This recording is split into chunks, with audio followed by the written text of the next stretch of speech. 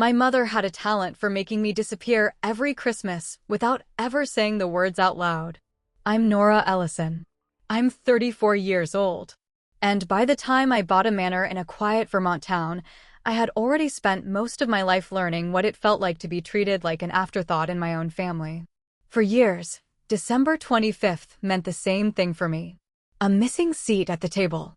A gift bought in a hurry, if there was one at all. A polite excuse about how everyone thought I was busy or sleeping or working, as if I had somehow wandered out of my own place in the family portrait. Last Christmas was the year I finally stopped pretending it was accidental. I drove 5 hours through freezing rain with a trunk full of expensive gifts, only to find the house glowing with warmth, music, and laughter that clearly had no space left for me. When the door opened, I was met with surprise that looked a lot more like irritation. I stood there in the cold holding bags in both hands while the person who should have wanted me there acted like I had shown up uninvited to someone else's celebration. That was the night something in me went still. So this year, I bought myself something no one in that family could take credit for. A manor. Old stone walls, iron gates, and enough silence to finally hear my own thoughts. I thought that would be the end of it. I thought distance, paperwork, and locked gates would be enough. I was wrong. Because the moment they found out I had something beautiful, something valuable, something they could use, they remembered me all at once. And when they came to my gate, they didn't come with apologies. They came with a locksmith, a story, and a plan that would have ruined me if I had still been the woman they thought I was. I did not buy the manor because I wanted to feel rich. I bought it because I was tired of feeling reachable. After last Christmas, I changed everything in ways no one in my family would notice until it was too late. I changed my number. I locked down every old account they might use to track me. I moved my mail through a private box 2 towns over. I stopped posting photos, stopped commenting, stopped leaving any digital fingerprints that could lead them back to me. At work in Boston, I kept my routines clean and boring. I showed up, did my job, came home, and spent nights building the one thing I had never had in that family, a plan that belonged only to me. The manor found me in late spring, buried in a quiet Vermont listing that most people would have skipped past because the place looked too severe, too old, too remote. The house sat on a hill outside Evergreen Hollow, wrapped in stone and silence, with iron gates at the entrance and enough land around it to make the rest of the world feel far away.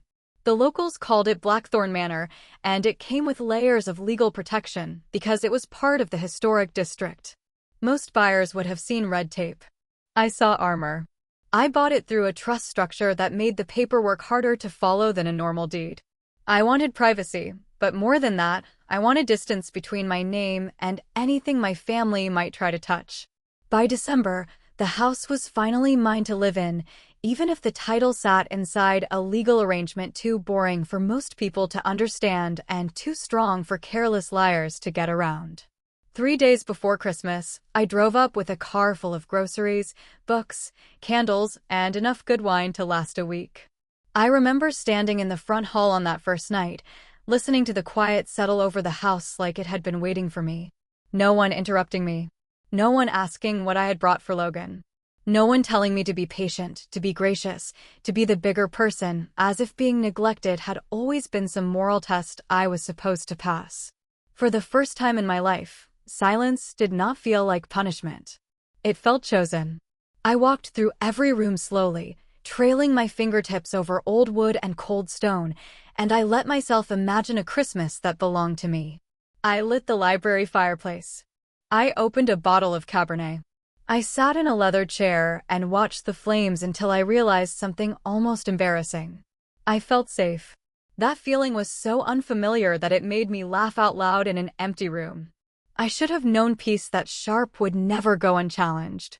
While I was building a life no one in my family had earned the right to enter, my mother had already started asking questions, already telling people I was isolating myself, already planting the idea that I had become unstable, secretive, difficult.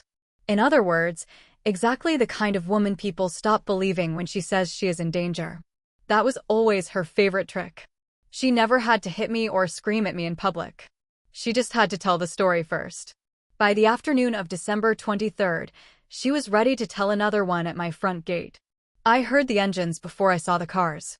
That road led almost nowhere, and no one drove up there by accident, especially not that late in the afternoon with snow starting to come down again.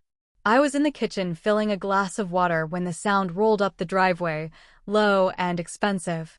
The kind of sound that announces people who think the world should make room for them. Two dark SUVs came into view, followed by a locksmith van. My first feeling was not fear. It was insult. They had not called.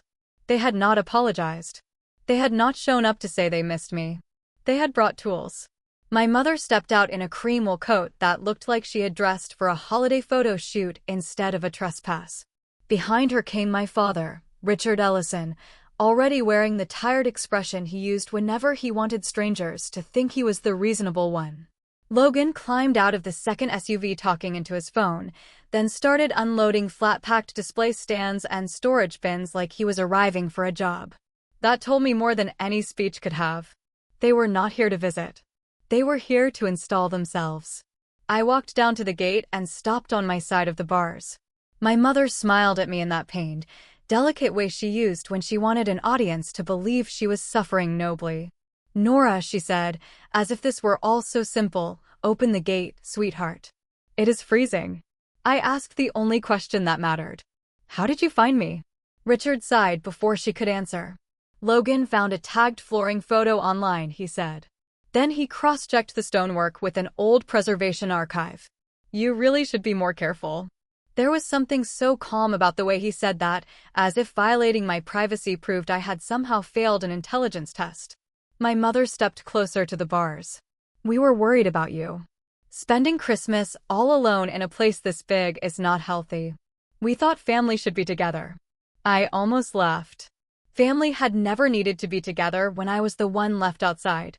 Then Logan came forward with a folded document in one hand and a grin that already felt greedy.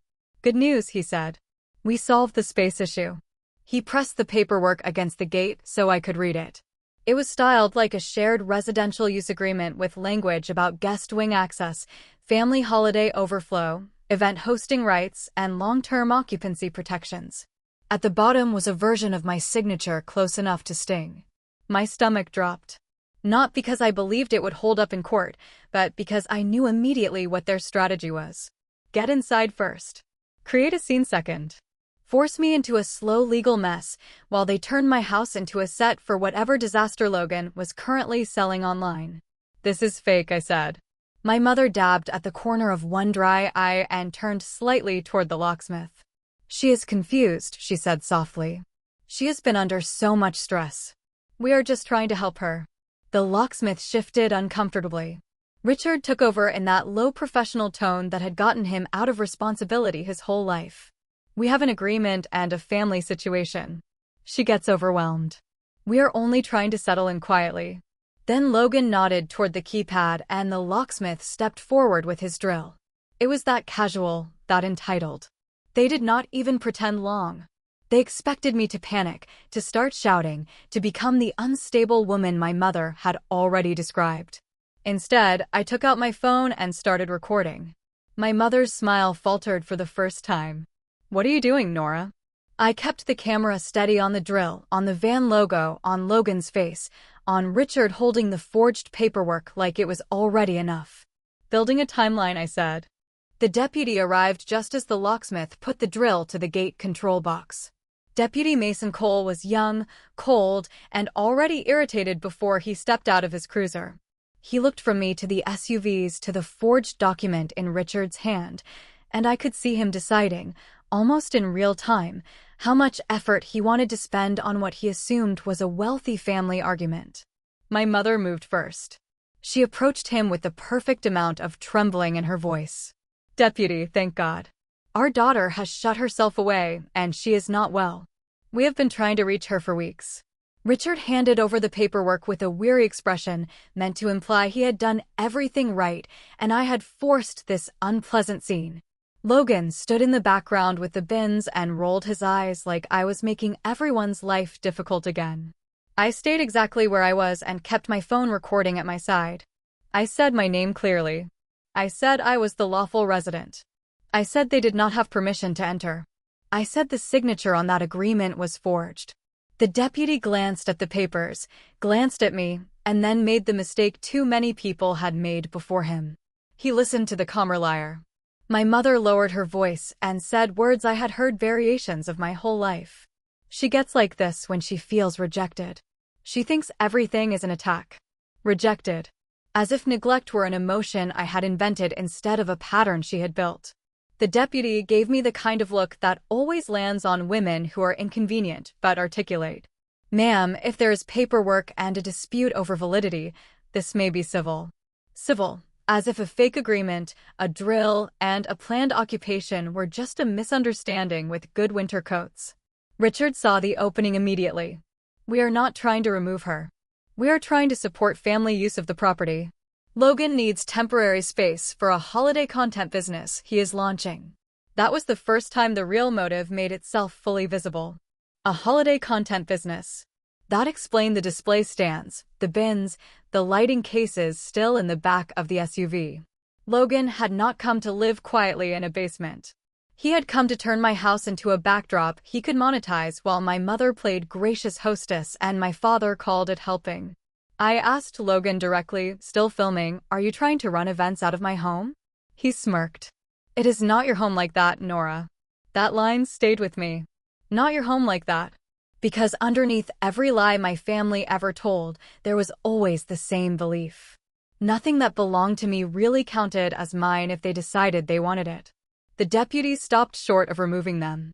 He did not give them full permission, but he did something almost worse. He created ambiguity. The kind selfish people live on. That was when I called Elena Vargas. She picked up on the second ring, and I gave her the facts fast.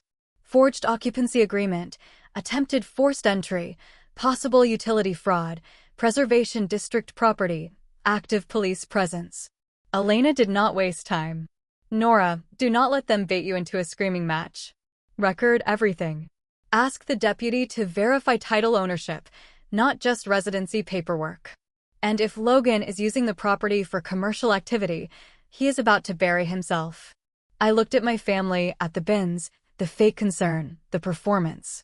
For the first time that day, I felt something steadier than anger. I felt structure.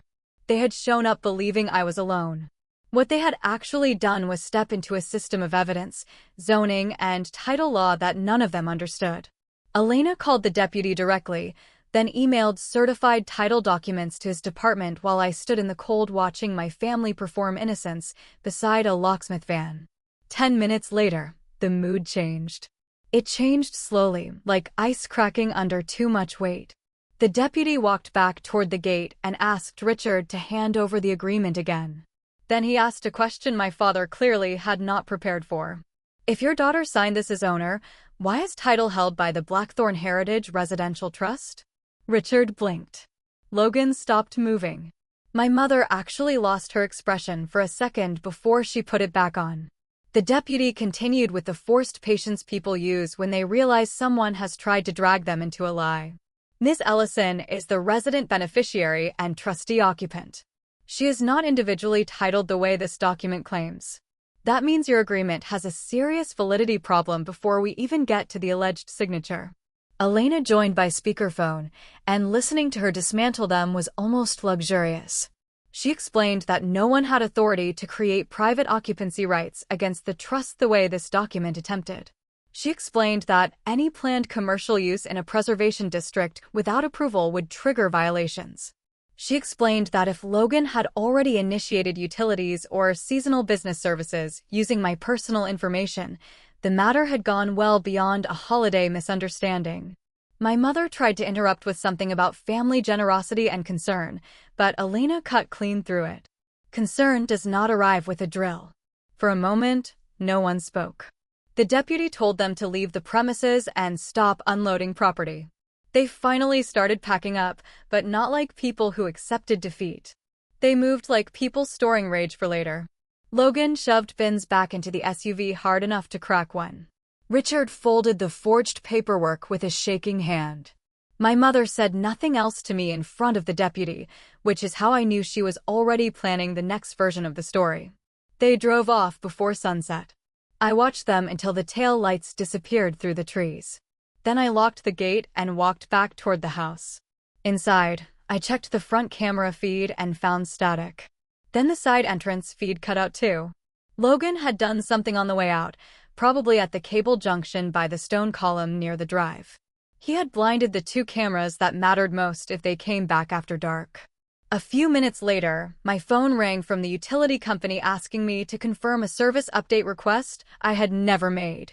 Logan had already tried to move part of the account structure using information only family would know. Social security fragments, old addresses, security prompts. That night, I sat at the library desk under lamplight and built the file that would later ruin them. I froze my credit. I documented the utility attempt. I sent Elena every screenshot. I filed an identity theft report. I wrote out the timeline by hand because sometimes anger is easier to trust when you can see it in ink. By morning, my mother had done exactly what I knew she would. She went public first. A cousin I had not spoken to in years sent me a screenshot before breakfast.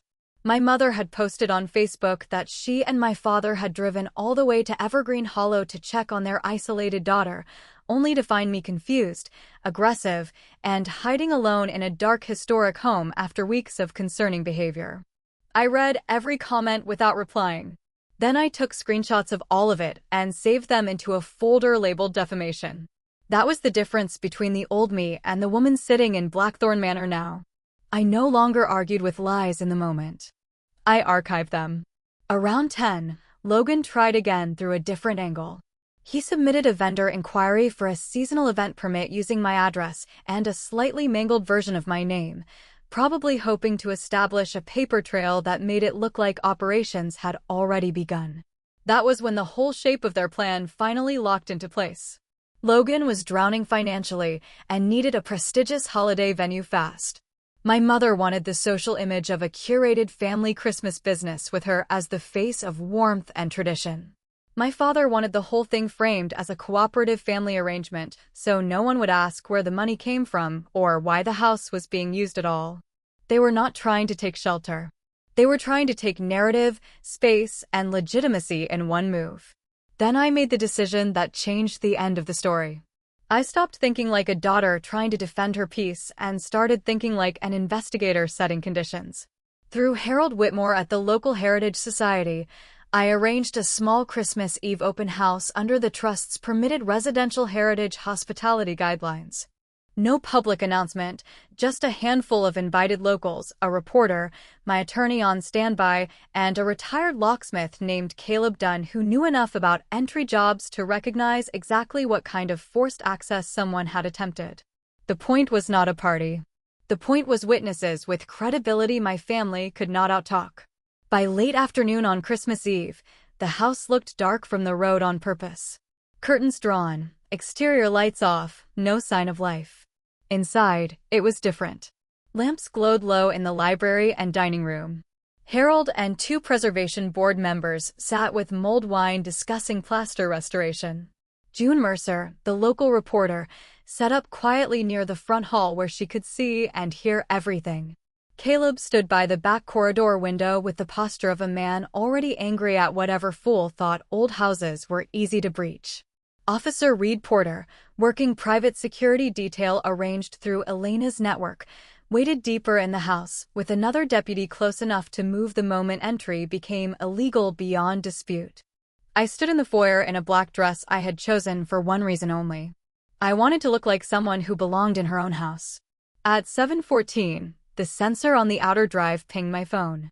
Headlights off, slow movement, a rental truck behind the second SUV. Not subtle anymore. Not even pretending. My mother had forgotten me every Christmas until I bought a Manor. Now she was back on Christmas Eve with transport, tools, and enough nerve to believe the dark house ahead of her was empty.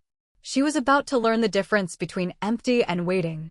Logan jumped out first with a crowbar in one hand and the wild, cornered energy of someone who had run out of softer lies. Richard came behind him carrying a folder thick enough to be another performance. My mother stepped out last in a dark coat with her hair done and her makeup perfect. Because even now, even at the edge of a crime, she wanted to look good doing it. No one in the house moved toward the door. We let them prove intent without interruption. Through the old wood and stone, we heard everything. Logan saying, "Just break the side glass if the lock fights you." Richard telling the locksmith they had power of attorney and a right to intervene. My mother raising her voice just enough to sound heartbroken if anyone happened to hear. "Nora, sweetheart, open the door. We are here because we love you." There was no love in the crowbar that hit my front lock seconds later. The first strike echoed through the foyer so sharply that the preservation board members in the dining room went still. The second blow splintered the frame. The younger locksmith drilled while Logan pried and Richard barked instructions. The old door gave with a violent crack that sounded less like wood breaking than history losing patience. Logan stumbled in first, breathing hard, crowbar still in his fist, and for one full second, he wore triumph on his face. Then the lights came up. Enough to catch them in the foyer with a ruined lock, broken frame, and tools in hand. Enough for them to see me standing at the foot of the staircase. Enough for them to notice June Mercer lifting her phone to record. Enough for them to notice Harold Whitmore and the preservation board members staring from the dining room doorway. Enough for them to notice Caleb Dunn step forward and say with complete disgust, "That is forced entry." Enough for them to notice Officer Reed Porter emerge from the hallway with Deputy Mason right behind him. Hands where I can see them now. Logan froze. My father did not. He tried one last pivot, waving the folder and talking too fast. "We have authority. She is unstable. She is isolating. We are family." Officer Porter did not even glance at him. Family does not get to break a protected residence with burglary tools. Logan lowered the crowbar slowly. My mother stared at me with a level of hatred so pure it almost looked clean. "You set us up," she whispered. "No," I said. "I documented you." Elena stepped in then, calm as winter, and took the folder from Richard's hand. Fake emergency authority. Invalid on its face. Wrong execution standard, wrong witness structure, wrong property relationship.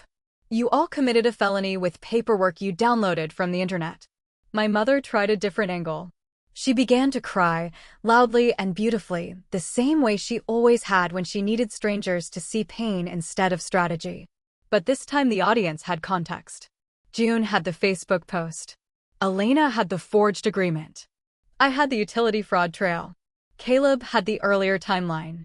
Harold had already seen the commercial bins from the first visit. My father reached for control one last time. This has gone too far. "Nora, tell them we only came to talk." I looked him in the eye and thought of every Christmas table where I had felt smaller than the empty space beside me. Then I said the truest thing I knew. People who come to talk do not bring crowbars. Officer Porter moved in on Logan, who panicked and turned as if to bolt toward the open door. The deputy caught him before he made it 2 steps. The crowbar hit the marble floor with a sound so final that my mother actually gasped. Handcuffs clicked shut around Logan's wrists. My father protested, then protested harder when Officer Porter told him to turn around too. Conspiracy, trespass, forced entry, forged instruments, attempted fraudulent occupation. Listed in that flat law enforcement voice that strips a person of all the stories they tell about themselves. Richard looked stunned, like consequences were something that had always happened to other men. My mother stood alone in the center of the ruined foyer, staring at the broken door and the witnesses and me. She tried one last cruel throw because cruelty was the only language she had ever really mastered. "After everything I did for you, this is how you repay me?" I took a step closer. The house was warm behind me. The snow was blowing in around the edges of the broken door. And for the first time in my life, I did not hear her words as truth, duty, or guilt. I heard them as evidence of a person who could only remember I existed when she wanted access to something I owned. "Everything you ever did for me had a receipt attached," I said. "Love does not break in. Love does not forge signatures. Love does not wait until Christmas to see whether a house can be turned into profit." Then Officer Porter told her to turn around, and she did. Slowly, in disbelief, as though the universe had somehow failed to recognize who she thought she was. When the handcuffs closed on her wrists, the sound was smaller than I expected. Not dramatic.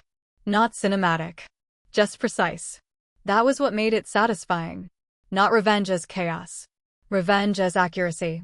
One by one, they were walked out past the stone columns, past the broken threshold they had created, past the witnesses they could not charm, and toward the waiting cruisers at the end of the drive. Logan cried first. My mother kept asking for a private conversation. My father said almost nothing once he realized no one cared how reasonable he looked anymore. By morning, the local story was no longer about a worried family and a troubled daughter. It was about an attempted holiday takeover of a protected home, forged family paperwork, and a staged public narrative that collapsed under evidence. Logan's pending business partnerships disappeared within a week. My father spent the start of the new year paying attorneys instead of controlling rooms. And my mother, who had built so much of her identity around being seen as warm and impossible to question, had to live with a town that now knew exactly what her tears were worth.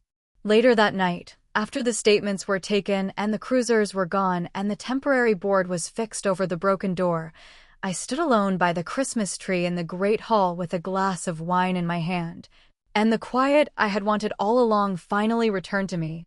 The lesson that stayed with me was not just that boundaries matter.